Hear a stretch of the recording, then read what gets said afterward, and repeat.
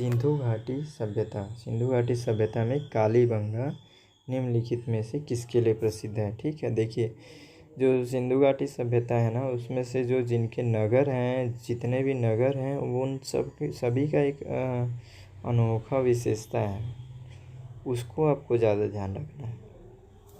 देखते हैं, चलिए इसका ऑप्शन ए चट्टान कटौती और वास्तुकला, बी बंदरगाह, सी मिट्टी के पात्र, डी कपास की खेती। तो क्या हो सकता है, कितने लोगों को पता है, जल्दी से कमेंट कीजिए।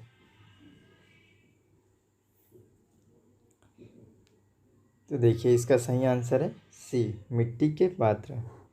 कालीबंगा सैंधवकालीन सभ्यता का एक पूरा स्थल है ना। यह राजस्थान के हनुमानगढ़ जिले में विद्यमान है। कालीबंगा से मिट्टी के पात्र प्राप्त हुए हैं। ठीक है, चलिए देखते हैं अगला प्रश्न। सिंधु अर्थव्यवस्था की ताकत थी, क्या थी। ए कृषि, बी चाक पर बनाए गए मिट्टी के बर्तन, या फिर सी व्यापार, डी कपास की खेती।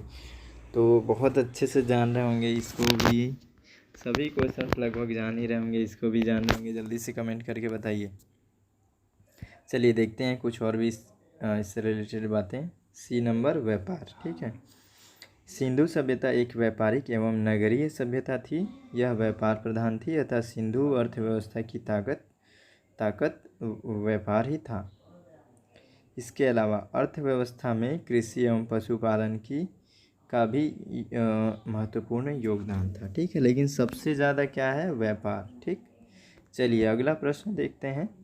निम्नलिखित में से कौन सी धातु हड़प्पा सभ्यता में नहीं पाई गई थी। ओ नो, हाँ ठीक है, यही है, रुका हुआ है। ठीक है, तो याद रखना है कि नहीं पाई गई थी, यानी कि निम्नलिखित में से क्या है यहाँ पे, कौन सी धातु। ठीक है, मतलब ऐसा जो हड़प्पा सभ्यता से जुड़ा हुआ ना हो, क्या हो सकता है वो, सबसे इम्पोर्टेंट। ठीक है ना, ए सोना, बी तांबा और सी लोहा और डी चांदी। तो क्या है, जल्दी से कमेंट करके बताइए इसका सही आंसर क्या हो सकता है। देखिए इसका सही आंसर है सी लोहा। ठीक है, लोहा हमेशा याद रखिएगा कि ये सिंधु सभ्यता से इसका कोई लेना देना नहीं है। और ये एक चीज़ और यहाँ पे मैं अभी याद आ रहा है तो मैं बता देता हूँ कि वैदिक काल के अंदर भी आपको ध्यान रखना है कि सिंधु घाटी सभ्यता के बाद से जो वैदिक काल आएगा, उसमें भी ऋग्वैदिक काल में भी इसको नहीं मिला है, ये उस समय भी इसका उपयोग नहीं होता है, ये होता है उत्तर वैदिक काल। ठीक है, चलिए देखते हैं। हड़प्पा सभ्यता एक कांस्य युगीन सभ्यता थी। यहाँ से तांबा, कांसा, स्वर्ण, चांदी आदि धातुएं मिली हैं, परंतु लोहे की प्राप्ति नहीं हुई। ठीक है, वस्तुतः हड़प्पा कालीन लोग लोहे से परिचित नहीं थे। कई बार इससे क्वेश्चन पूछा गया, इसको बहुत अच्छे से आप ध्यान रखना। भारत में लौह युग का प्रारंभ देखिए यहाँ पे है, उत्तर वैदिक काल। ठीक है, से माना जाता है। ठीक है, उत्तर वैदिक काल ही कब है, 1000 ईसा पूर्व से ये इनका काल चालू होता है। चलिए देखते हैं अगला प्रश्न।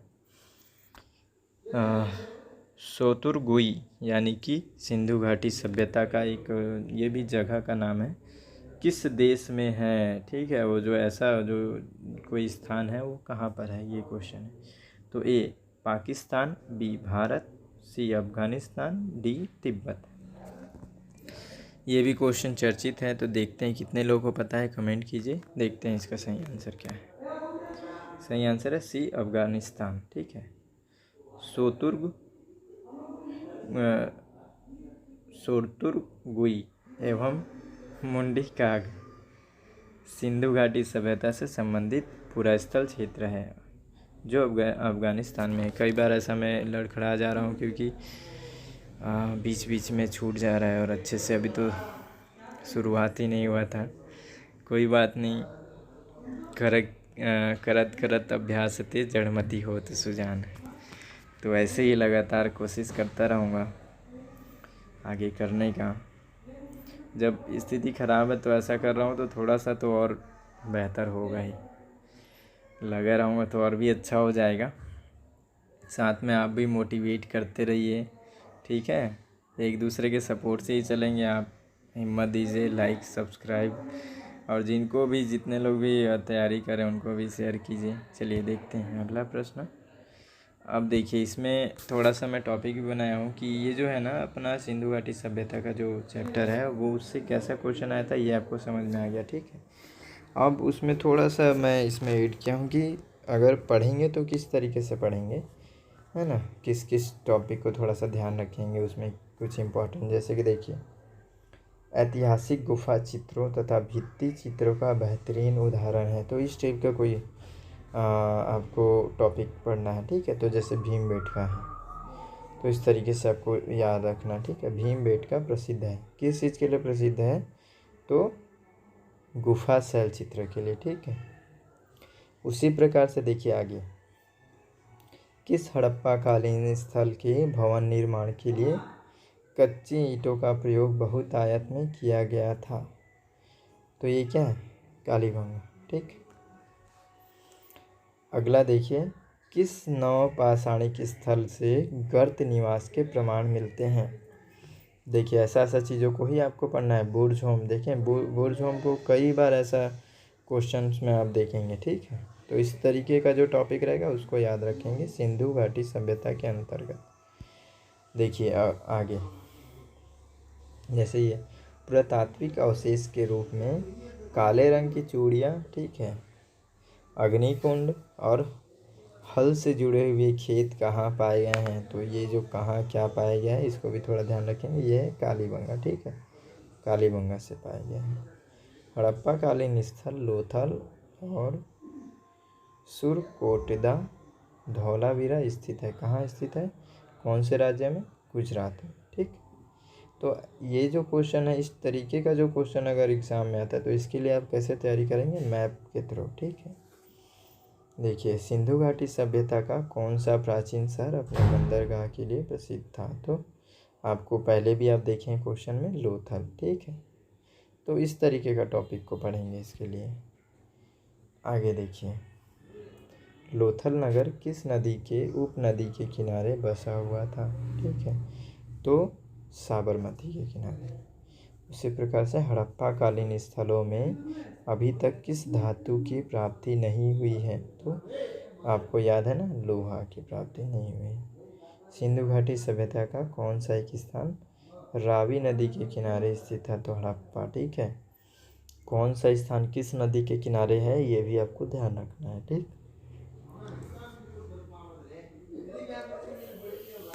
आगे देखते हैं, लोथल नगर किस नदी के उपनदी के किनारे पर बसा था? साबरमती, ठीक है, ये आपको याद रखना है। उसके बाद से हड़प्पा स्थलों में अभी तक किस धातु की प्राप्ति नहीं हुई है? तो किस धातु की प्राप्ति नहीं हुई है? लोहा। लगता है फिर से ऐड हो गया है क्या, कि थोड़ा सा क्वेश्चन इसमें चेंज करके भी टॉपिक है। चलिए देखते हैं आगे, कोई बात नहीं। सिंधु घाटी सभ्यता का कौन सा एक स्थान रावी नदी के किनारे स्थित था? तो कौन सा? हड़प्पा। लघु पाषाण क्या होते हैं? तो ये होते हैं पत्थर के औजार, ठीक है। आगे देखते हैं, हड़प्पा कालीन स्थल रोपड़ किस नदी के किनारे स्थित था? तो सतलज, ठीक। अब हड़प्पा मोहनजोदड़ो तथा लोथल में सिंधु सभ्यता का कौन सा स्थान भारत में स्थित है? तो ये है लोथल, ठीक है। मतलब मोहनजोदड़ो तथा लोथल में, ठीक है, ये दोनों सिंधु घाटी सभ्यता के स्थल हैं। तो इसमें से कौन सा स्थान भारत में है?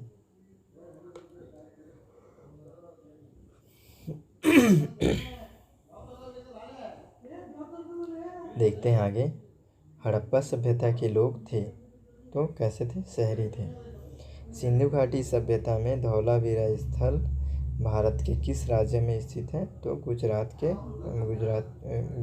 ठीक है, कच्छ के रण, ये जो है वहाँ पे। देखते हैं आगे, सिंधु घाटी सभ्यता के स्थानों जैसे कि धौलावीरा, मोहनजोदड़ो, चमोदड़ो और हड़प्पा में से किस किसे सिंध का मरुस्थल के रूप में जाना जाता था। ठीक है, तो मोहनजोदड़ो। ठीक, सिंधु घाटी सभ्यता का कौन सा एक स्थान लूनी नदी के किनारे स्थित था, तो धौलावीरा। तो इस तरीके से एक टॉपिक बना लेंगे और इस तरीके से ध्यान में रखेंगे। सिंधु घाटी की सभ्यता के लोग किसकी पूजा करते थे, तो पशुपति। ठीक,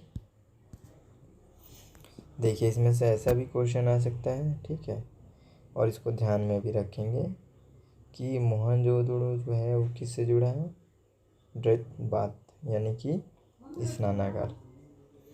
देखिए हड़प्पा जो है स्टेचू ऑफ प्रिस्ट, इसको ध्यान में रखेंगे, इससे जुड़ा हुआ है। और कालीबंगा हल के चिन्ह, कालीबंगा में हल के चिन्ह मिले हैं इसलिए। और फिर लोथल पतन, तो जो जगह उसकी मेन कोई विशेषता है उस चीज़ को भी आप ध्यान रखेंगे।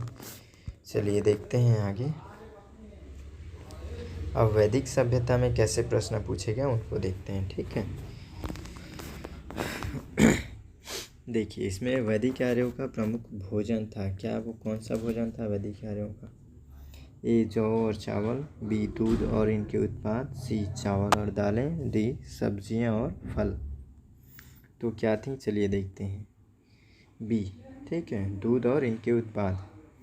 वैदिक आर्यों के भोजन में दूध, घी, दही आदि का प्रमुख महत्व था। ऋग्वेद में दूध, ठीक है, ऋग्वेद में दूध में यद यानी कि जौ डालकर क्षीर पकाने तथा दही में बनने वाले पनीर का उल्लेख मिलता है, जो कि सत्तू को दही में डालकर करम्ब नामक भोज्य पदार्थ तैयार किया जाता था। ठीक है, ऋग्वेद में चावल और नमक का उल्लेख नहीं है, इसको भी ध्यान में रखेंगे। तो ऋग्वेद से इस तरीके से क्वेश्चन पूछा जाता है।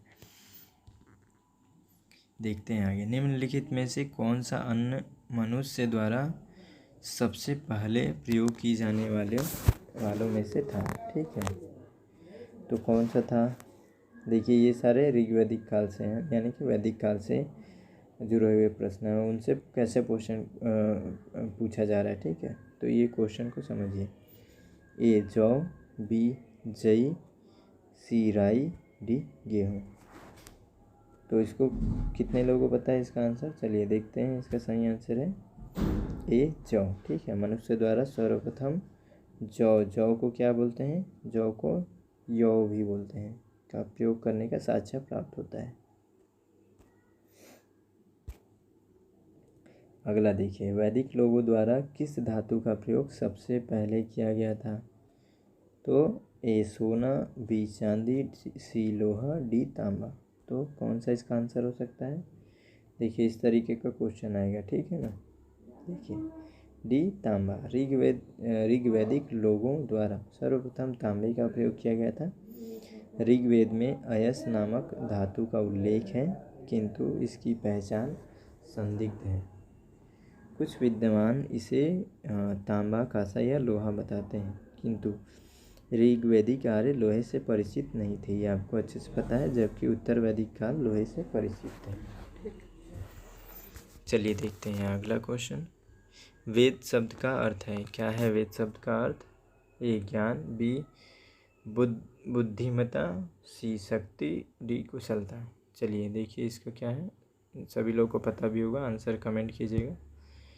तो ये है ज्ञान। ठीक है, अगला प्रश्न देखते हैं। किन तीन वेदों को संयुक्त रूप से वेद त्रयी कहा गया। देखिए ऐसा क्वेश्चन जो थोड़ा सा कुछ अलग हो, कुछ डिफरेंट हो, तो वैसे चीज़ों को आप देखेंगे इसमें। ठीक है, उसको बहुत ज़्यादा ध्यान रखें, वैसा क्वेश्चन ज़्यादा आता है। देखिए ए ऋग्वेद, सामवेद, अथर्ववेद, बी ऋग्वेद, यजुर्वेद, सामवेद, सी ऋग्वेद, यजुर्वेद, अथर्ववेद, डी यजुर्वेद, सामवेद, अथर्ववेद। क्या हो सकता है इसका सही आंसर, कितने लोगों को पता है। वेद त्रयी किन तीन वेदों को कहा जाता है, चलिए देखते हैं। इसका सही आंसर है बी ऋग्वेद, यजुर्वेद और सामवेद। ठीक है, ऋग्वेद, यजुर्वेद तथा सामवेद को वेद त्रयी या नदी या फिर नदी कहा जाता था। ठीक है, चलिए देखते हैं अगला प्रश्न। आर्य सभ्यता में मनुष्य के जीवन के आयु के आरोही क्रमानुसार निम्नलिखित चरणों में से कौन सा विकल्प सही है। उनका एक जीवन का भी एक आयु क्रम होता था कि कैसे उनको जीना है, एक चरण था उनका भी। तो वो क्या है देखिए, ए ब्रह्मचर्य गृहस्थ, उसके बाद वानप्रस्थ, उसके बाद संन्यास, या फिर बी गृहस्थ संन्यास, उसके बाद वानप्रस्थ, उसके बाद ब्रह्मचर्य, सी गृहस्थ ब्रह्मचर्य यानप्रस्थ, या फिर उसके बाद से या वन है ना ये, और फिर संन्यास, डी ब्रह्मचर्य वानप्रस्थ संन्यास और गृहस्थ। चलिए देखते हैं इसका सही आंसर है। तो इसलिए कई बार ऐसा होता है कि वो पीछे ज़रूर देखते होंगे कि पिछले एग्ज़ाम में कैसा क्वेश्चन पूछा गया, फिर उसके सपोर्ट से क्वेश्चन बनाते हैं। तो इसलिए कई बार ऐसा होता है कि उससे रिलेटेड एग्ज़ाम में अगली बार एग्ज़ाम में आता है, तो इसको भी ध्यान में रखेंगे। चलिए देखते हैं अगला प्रश्न क्या है। आरंभिक वैदिक काल में वर्ण व्यवस्था आधारित थी, तो किस पर आधारित थी? ए शिक्षा पर, बी जन्म पर, सी व्यवसाय पर, डी प्रतिमा पर। कितने लोगों को पता है वर्ण व्यवस्था किस पर आधारित थी? चलिए देखते हैं। इसका सही आंसर है व्यवसाय पर। ठीक है, आरंभिक वैदिक काल में वर्ण व्यवस्था व्यवसाय पर आधारित थी। एक ही परिवार के लोग अलग अलग व्यवसाय से जुड़े हुए थे। ऋग्वेद के 9वें मंडल में एक स्थान पर उल्लेख मिलता है कि मेरे पिता त्रिषण यानी वैद्य हैं और मेरी माता चक्की चलाने वाली और मैं कवि हूँ। तो इससे क्या पता चल रहा है? इनके काम से, इनके वर्क से, इनके प्रोफेशन से इनके वर्ण का निर्धारण हो रहा है। ठीक है, अगला प्रश्न देखते हैं। ऋग्वैदिक आर्य पशुचारी लोग थे। ठीक है, इस तथ्य से पुष्ट होता है कि क्या पुष्ट होता है? देखिए, ए ऋग्वेद में गाय के अनेक संदर्भ हैं, बी अधिकांश युद्ध गायों के लिए लड़े गए थे, सी पुरोहितों को दिए जाने वाला उपहार प्रायः गाय होती थी न कि जमीन, डी है उपयुक्त सभी। क्या लगता है आपको? आंसर कमेंट कीजिए। देखिए, इसका सही आंसर उपयुक्त सभी। ठीक, ऋग्वैदिक आर्यों को मुख्य रूप से पशुचारक कहा जाता है। ठीक है, गाय का 176 बार उल्लेख मिलता है। उनके अधिकांश युद्ध गाय को लेकर किए हुए हैं। ठीक है, ऋग्वेद में युद्ध का पर्याय गविष्ठ है। गाय सबसे उत्तम धन मानी जाती थी।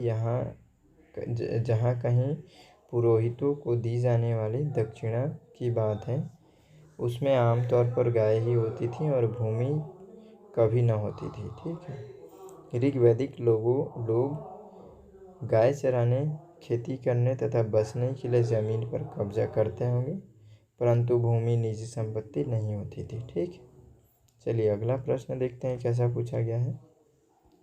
आर्यों को एक जाति कहने वाला यूरोपियन कौन था? तो देखिए कौन था। A sir William Jones, B H Wilson, C Max Muller, D general Cunningham. तो क्या हो सकता है इसका सही आंसर? सी, ठीक, मैक्स मुलर। ऋग्वैदिक आर्यों को मुख्य रूप से पशुचारक कहा जा सकता है। ये फिर से इसमें आ गया है क्या? चलिए ठीक है, कोई बात नहीं, इसका सही आंसर है मैक्स मुलर। ठीक, अगला प्रश्न देखते हैं। देखिए 10वां प्रश्न, आर्यन जनजाति की क्या हो गया? आर्यन जनजातियों की प्राचीनतम बस्ती कहाँ है? ए उत्तर प्रदेश, बी बंगाल, सी दिल्ली, डी सप्त सिंधु। तो क्या हो सकता है इसका सही आंसर? चलिए देखते हैं। प्रश्न पर हमेशा ध्यान रखिएगा कि कैसा प्रश्न पूछा जा रहा है। ठीक है, ये सारे प्रश्न पिछले एग्जाम में पूछे गए हैं। ठीक, तो इसका सही आंसर है डी सप्त सिंधु। आर्यन जनजातियों की प्राचीनतम बस्ती सप्त सिंधु क्षेत्र में स्थापित हुई थी, जो सिंधु नदी से लेकर गंगा नदी तक विस्तृत थी। ठीक, अगला प्रश्न देखिए 11वां प्रश्न, निम्नलिखित में से कौन सी जनजातीय सभा सामान्य रूप से जनजातीय सरदार यानी मुखिया के चुनाव में शामिल होती है? ठीक है, या होती थी? ए समिति, बी सभा, सी गण, डी विधाता। तो इसका सही आंसर क्या हो सकता है, चलिए देखते हैं। ए समिति। ठीक है, ऋग्वेद में समिति का 9 बार उल्लेख मिलता है। समिति को विश्व अथवा जनसाधारण की आवाज़ अभिव्यक्त करने वाली संस्था कहा गया है। राजा जनजातीय सरदार के मुखिया के निर्वाचन एवं पुनर्निर्वाचन में इनका महत्वपूर्ण योगदान था। ठीक है, अगला प्रश्न देखते हैं। राज्याभिषेक समारोह का विवरण निम्नलिखित में से किसमें किया गया है? ठीक है, तो इस तरीके से प्रश्न को ध्यान में रखेंगे। ए ऋग्वेद, बी विष्णु पुराण, सी ऐत्रेय ब्राह्मण और डी अथर्ववेद। क्या हो सकता है इसका सही आंसर, देखते हैं। सी ऐत्रेय ब्राह्मण। ऐत्रेय ब्राह्मण ऋग्वेद के साकल शाखा से संबद्ध है। ठीक है, ऐत्रेय ब्राह्मण में राज्याभिषेक समारोह का विवरण प्राप्त होता है, तो ऐत्रेय ब्राह्मण याद रखेंगे इसका। अब आ गया है 13वां क्वेश्चन। वैदिक युग में राजा अपनी जनता से जो कर वसूल करते थे उसे क्या कहा गया है? तो क्या कहा गया? ए बलि, बी विदत, सी कर, डी वर्मन। सही आंसर कमेंट कीजिए जिन लोगों को भी पता है। चलिए देखते हैं, इसका सही आंसर है ए बलि। वैदिक युग में राजा अपनी जनता से जो कर वसूलते थे उसे बलि कहा जाता था। बलि को संग्रहित करने वाला अधिकारी क्या होता था? भागदूत या भागदुक कहलाता था, जबकि संग्रहिता कोषाध्यक्ष का कार्य संभालते थे। ठीक, देखिए अगला प्रश्न है। भारतीय प्रतीक पर उत्कीर्ण सत्यमेव जयते लिया गया है। ए ऋग्वेद से, बी मत्स्य पुराण से, सी भागवत गीता से, डी मुंडकोपनिषद से। ठीक है, तो जितने लोगों को पता है जल्दी से कमेंट कीजिए। चलिए देखिए, इस तरीके का क्वेश्चन, ठीक है, जो बहुत ज़्यादा इंपॉर्टेंट लग रहा है, ऐसा क्वेश्चन ही पूछा जाता है और इजी भी रहता है। देखिए इसका सही आंसर क्या है? डी मुंडकोपनिषद। भारतीय प्रतीक यानी कि जो राज्य चिन्ह है पर उत्कीर्ण सत्यमेव जयते मुंडकोपनिषद से लिया गया। इसका अर्थ है सत्य की ही विजय होती है। ठीक है, अगला प्रश्न देखिए। निम्नलिखित में से किस विदुषी ने वाद विवाद में अजय याज्ञवल्क्य को चुनौती दी थी? ए घोषा, बी उपाला, सी मैत्रेयी, डी गार्गी। तो कौन है, चलिए देखते हैं। सही आंसर डी है गार्गी। ठीक है, याज्ञवल्क्य को गार्गी द्वारा चुनौती दी गई थी। याज्ञवल्क्य गार्गी संवाद का उल्लेख, देखो ये भी याद रखना कि बृहदारण्यकोपनिषद में मिलता है। चलिए अगला प्रश्न देखते हैं। प्राचीन भारत में निम्नलिखित में से किस विवाह को विधि सम्मत नहीं माना गया है? विधि सम्मत नहीं माना जाता है। ठीक है, देखिए ए देव विवाह, बी आर्ष विवाह, सी गंधर्व विवाह, डी ब्राह्म विवाह। ये ब्राह्मण है। ठीक है, तो इसका सही आंसर क्या है, चलिए देखते हैं। देखिए यहाँ पे है कि सी गंधर्व विवाह को नहीं माना गया है। देखिए प्राचीन भारत में विवाह के 8 प्रकार बताए गए। एक ब्राह्मण विवाह, दैवी विवाह, आर्ष विवाह, प्रजापत्य विवाह, गंधर्व विवाह, असुर विवाह, राक्षस विवाह और पैशाच विवाह।